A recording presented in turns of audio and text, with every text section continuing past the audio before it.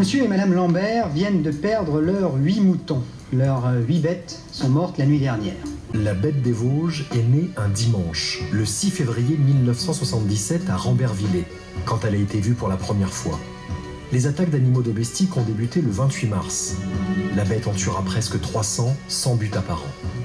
Les centaines de chasseurs, les pièges, les battus, l'armée, personne ne parviendra à mettre la main sur cette bête. Durant un an, elle a effrayé les hommes, coûté des fortunes et nourri les médias, plus voraces qu'elle. Des rumeurs sont nées, des coupables désignés.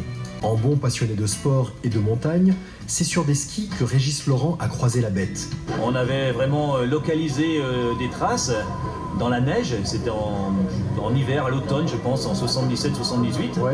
Et il y avait énormément de chasseurs et j'ai eu la chance, moi j'étais rabatteur avec mon père et mon oncle à ski de fond et on a suivi ces traces. La montagne était cernée en fait, la bête elle n'avait théoriquement aucune chance, donc nous on se suivait et en même temps on avait un peu peur parce qu'on savait pas trop ce qu'on allait trouver, hein, évidemment. Vous pensiez à quoi à l'époque? Ce qui se passait, c'est qu'il y avait des choses contradictoires par rapport à des attaques qui se faisaient à un endroit et puis à un autre endroit géographiquement très éloigné, dans des temps assez rapprochés. Donc c'était peut-être ça qui faisait dire que soit c'est un animal qui se promenait en voiture et qu'on lâchait des endroits pour de la malveillance, ou bien alors, peut-être toujours dans ces choses-là, il peut très bien y avoir un animal principal réel, et puis d'autres personnes qui profitent, entre guillemets, je dirais, de cette dynamique-là pour régler des comptes aux voisins. Ça, c'est pas exclu non plus.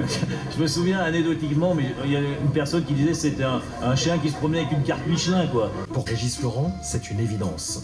Si bête il y avait, un homme était dans ses traces.